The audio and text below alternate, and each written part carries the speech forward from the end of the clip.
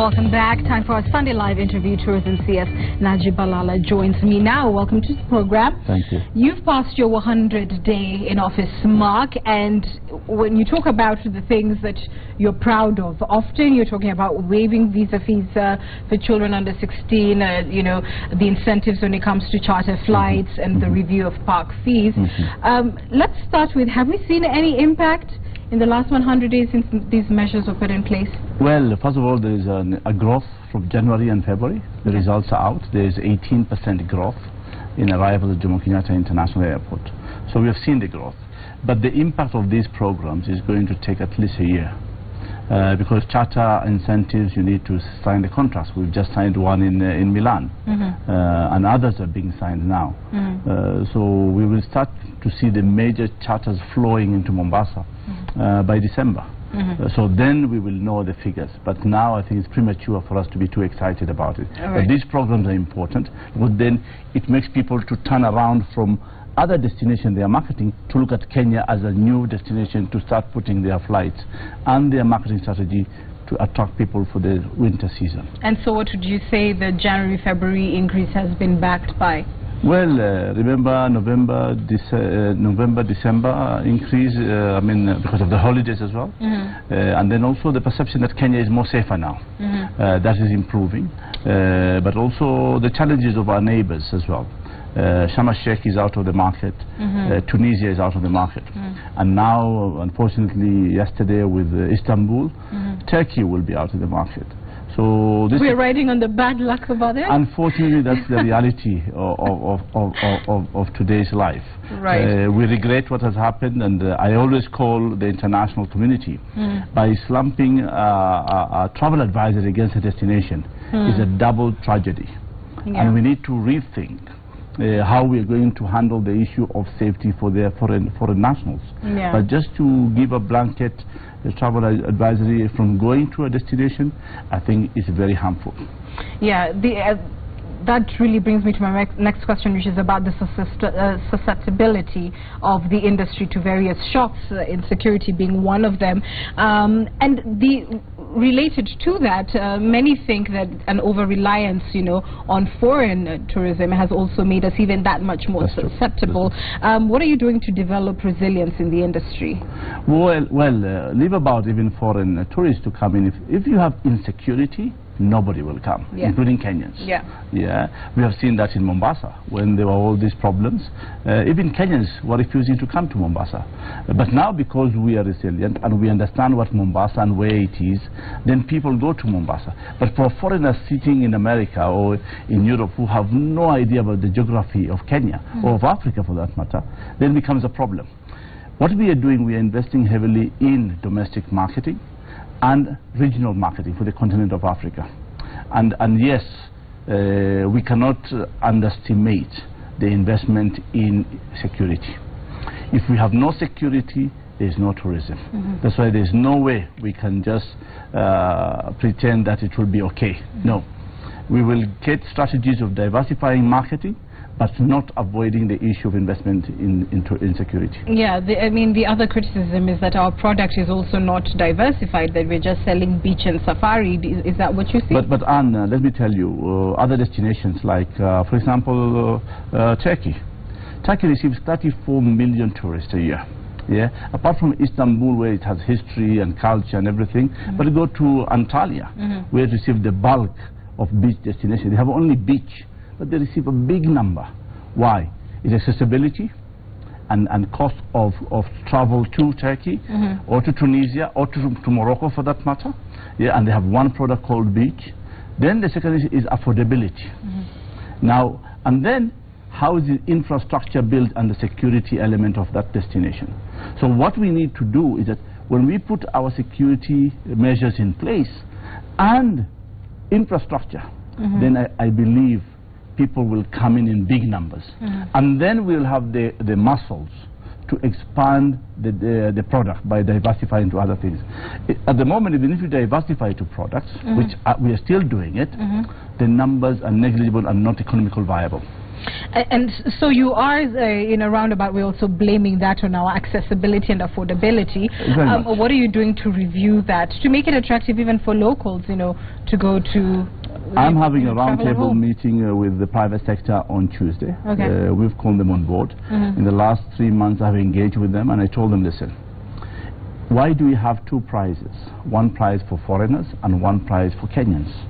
While you're doing all this price differentiation, and then your occupancy is 20–30%, it's not making sense. But this is the engagement we want to engage with the private sector. Definitely they need to make money, and I want to encourage them to make money. But take advantage. Kenyans are now, or Africans can afford. So do a paradigm shift, not only in pricing, but also in service delivery. So that when you look at a Kenyan, don't look at the color of that person. Don't look at the nationality of that person. Look at they are there as a client and they are paying. Give them the service and give them the value for money product. Right. Although that sounds like you're saying you're looking to see perhaps reduced, a better pricing for foreigners that's closer to locals, while locals, I'm sure, are saying we want even a cheaper price than what is there currently. But also, when you are making it so expensive even for foreigners, they'll not come. With the current economic challenges all over the world, everybody is counting a penny. So if they think it is $100 more to come to Kenya and then to go to Zanzibar, they'll go to Zanzibar. If they think it's South Africa is cheaper by $200, they will go to South Africa. Those people who have dreams and sentiments on maybe a specific niche product that Kenya offers than the rest of the world, maybe they will invest in Kenya. All right. You've talked about,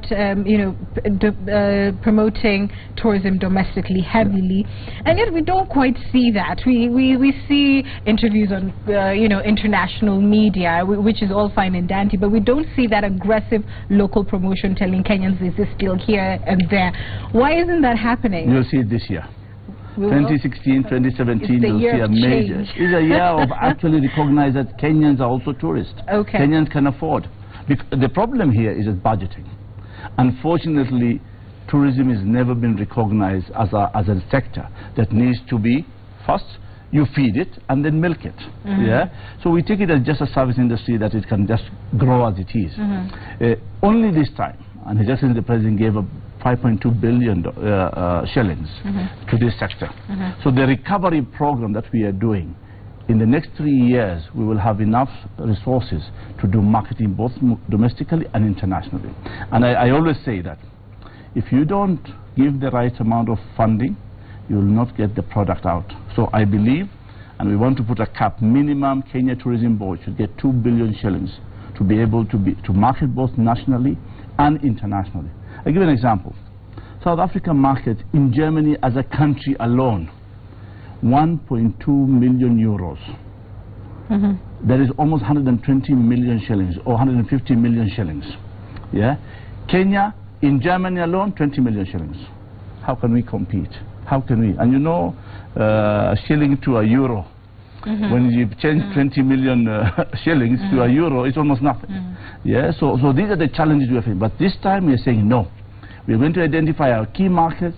I'm very clear in my mind that we need to be focused.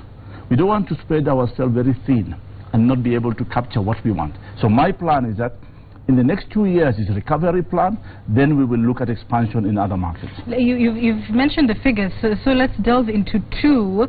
Why you're saying milk it first, but your budget... feed it first. Well, feed it first and milk it first. Okay, and that feed it first.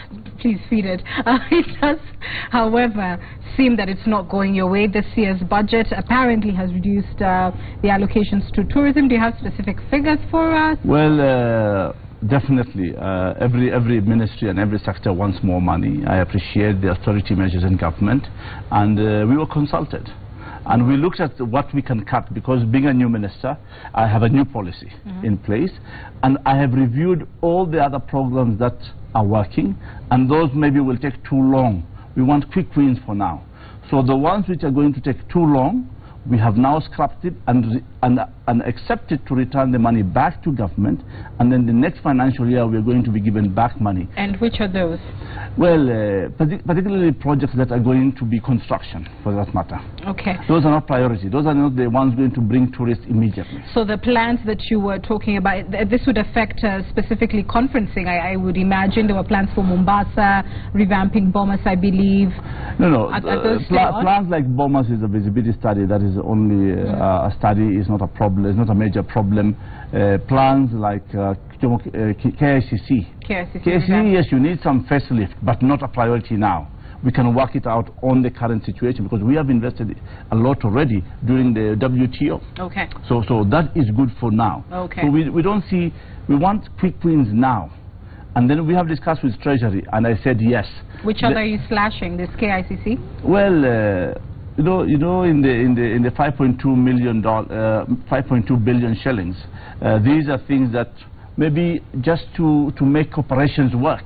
It's not necessarily it's brick and mortar, but also operation things, training.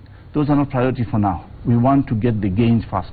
And yet that seems to be what was advised by a task force that was set up on the same. So you're telling private sector, meet me on Tuesday, but I've already rejected some of the things you have proposed. And let me tell you, the task force is very clear. All the things we have announced as government, CIP, the charter incentives, the issue of park fees, the issue of children, those were the things the task force wanted. So in fact, I'm going to sit with the private sector on Tuesday. This is the list you gave me. I've ticked almost 80% of those items. That's a great achievement. So under Phyllis Kandia's strategy, which you found, what is left in terms of the 5 billion for marketing? What are you saying is going to give you immediate returns? Well, we have reallocated some resources. We have invested heavily in Kenya Tourism Board. In the previous plan of 5.2 billion, Kenya Tourism Board only got 600 million. Okay. So imagine 5.2 billion, and you only give marketing 600 million. So you're giving them the 2 billion that you alluded to earlier? So we are giving them almost 1.5 billion. 1.5 billion. Okay, where else are you? Well, already 1.2 billion is going to go for the next 2 years on the charter incentive program. So up to 2018 June. So there is almost guaranteed we are going to do it. And then 1.5 billion for marketing 2016-2017. Okay. You have also talked about local tourism a little bit, and I want to return to that, to the extent of the benefit to locals working in the sector. And it appears that largely they are holding low cadre jobs. They do not have security of tenure in their positions. They are really very disposable in the industry. What can you do to make sure that Kenyans who are working in the industry are actually holding substantive positions and, you know, getting a slice of the cake? Well, first of all, we are very proud. We are among the very few countries that locals are in the top positions. Very few countries. When you go to the neighbors or to the region, you'll see majority of those top management are foreigners. And I want to be proud here that most of those foreigners also happen to be Kenyans. So we are doing well in terms of that. But the most important thing is how do we sustain the sector? What is the long-term plan? And that is what we are doing. We are now working with Trademark East Africa to create a strategy for the next 10 years. What's our vision and plan? So that when we invest in this sector, how do we make sure that it doesn't close every 6 months or every year? The thing is a paradigm shift, not only in government, but the private sector itself. Because the private sector, who is a service provider, is supposed now to do a paradigm shift within, so that they treat everybody as a client and not necessarily somebody from Europe. So that is one. Then the issue of pricing as well. Then the issue of marketing using the digital platform, rather of thinking marketing is through the newspapers and other conventional way of media promotion. No. Social media campaigns, and these are the things we are going to bring in the next financial year for domestic marketing, for the regional and also international.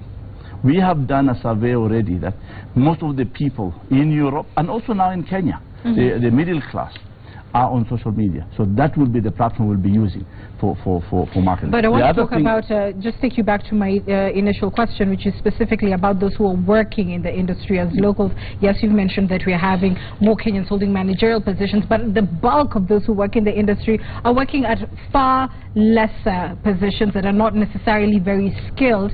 And one of the recommendations I believe you got was to get more training institutes out so that you could raise the caliber of the locals who are working in this sector so that they can have more productive and meaningful and sustainable jobs. What are you doing about that? And may I marry to that the challenges specifically around conservation areas with the conflict between, you know, human and wildlife, and locals consistently saying there's a preference to the wildlife over the human being? I have 3 priorities myself. The first priority is product development, the issue of the refurbishment fund that we want to introduce. So we help the existing properties and facilities to renew because they are old and most of them are tired. And because of the volatility of the sector, that nobody had enough funds to invest back. So we are creating a credit line that is affordable and long-term so that the sector can be able to hook up on that. That is one, product development. The second is training and capacity building. You are aware that at Utalii College we are going to also invest heavily on the laboratory department in terms of the kitchen, that is training. We are going to also introduce new courses in terms of tour guiding and front office. That is also key because because of lack of good services, because that is not well trained. And then our new project that is coming up at Kilifi, the new Utalii College in Kilifi, which is now almost 50% ready. We should get it ready in a year's time and hope that can be another opportunity to spread training to the bulk of the people who are the cost. So that is also, we are also at Utalii College doing refresher courses within the hotels. So we have programs that our people go to the hotels, the hoteliers pay a fee, and then we do training to more people on the job. What we are doing also at the moment, we are doing an audit on Utalii College itself, on its curriculum, on its equipment, on facilities. Because it was built in 1970. Have we renewed it? Have we invested in it? No. That's why today you see many colleges are coming in and maybe trying to offer better. But Utalii College has a good name still. Yeah? But what are we doing to invest back into the college so that we can produce better and the numbers expand? Because we have now introduced a parallel system that more people get trained as well. Very quickly, and if you the would. Third one, I beg your pardon. The third one is marketing. Is marketing, and that's why we want to invest heavily in the Kenya Tourism Board, that we can be able to be effective in our marketing strategy. Fair enough. You talked about the credit line. How much are we talking about, and when will that be available? Well, we are putting this infrastructure in place. We are still negotiating. We don't know how much, but in the next 6 months we will launch the program. Okay, in 6 months.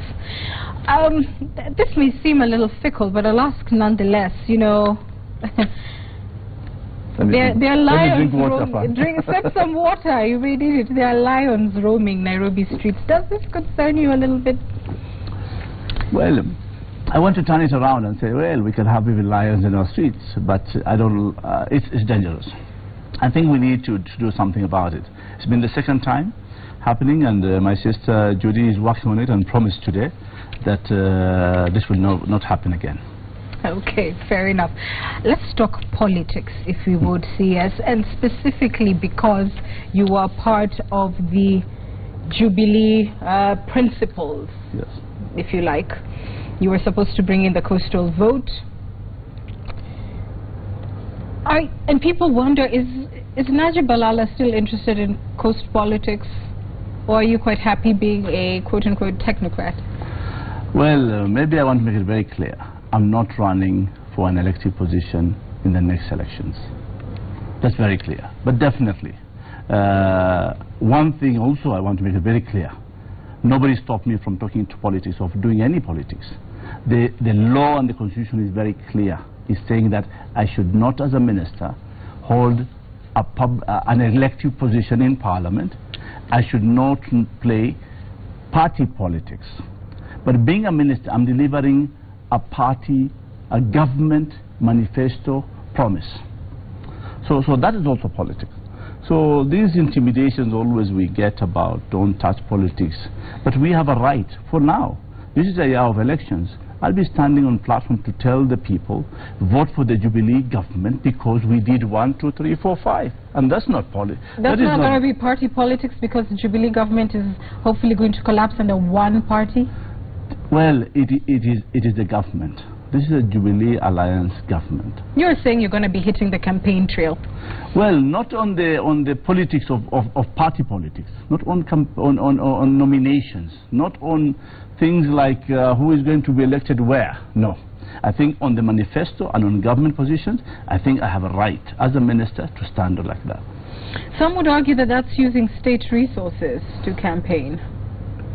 Well, if you want to say it's campaign, definitely it will not be a campaign, because I'm talking about the government performance. Oh, is it semantics?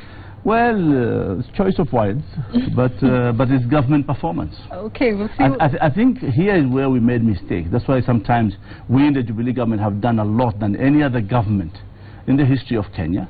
But because in the name of don't engage in politics and don't talk politics, I think this what has made ministers maybe to shy off from the media. And I think it's totally wrong. I think it's important that we are all out in the media and you're aware of the programs to make sure that show government what they have done and what they have performed, and that be in the forefront to show that what we have performed. Finally, since it's not politics to you, we're about at 4-year mark now. Mm-hmm. What would you say you're proud of achieving in the manifesto, in the Jubilee manifesto? Well, first of all, infrastructure was key. Infrastructure. SGR is one of it. Putting electricity to all primary schools is a major. You know, we take it so lightly and take it for granted because we have it today. But for schools that did not have electricity for all these years since independence, this is a big deal. And then creating life within those areas where electricity has come, that's a big deal. Roads infrastructure. I've seen myself in my region, the infrastructure. Police, never have we heard about police having vehicles. I went to Elgeyo Marakwet this weekend. I saw the number of policemen around and vehicles and running from one county to another. I was impressed. I said, I never used to see this before. Now we see them. What could you have done better? Well, we can do better. Every time we can do better, but resources are limited. Nothing disappointing? You're right where you believed you would be 4 years on? Well, I think a lot of political bickering. That is disappointing me. I mean, everybody wants to be destructive. And this is why maybe we have a good country. We are doing so well. Yeah, from where we came from, we can do even better, definitely with the input of many. But the problem here, we are so negative, all of us, that when you read from outside, you look at the country and say, what, is it burning? What is going on? But when you look at the economic parameters and indexes, you say, wow, this is a country people are coming here. So you wouldn't concede perhaps the war on graft would have been fought better? I think we can do it even better. Where have you heard that the president announces his ministers to step down because of mere allegations? Some are mere allegations, some are justified, and that's why they're in court. All right. Tourism CS Najib Balala, who is not campaigning. It's my duty to defend government. Okay. Thank you. Thank you very much, Anna. Nice to see you again. Thank you. Good seeing you. All right. We're taking a break on Sunday Live. We're back with more after this.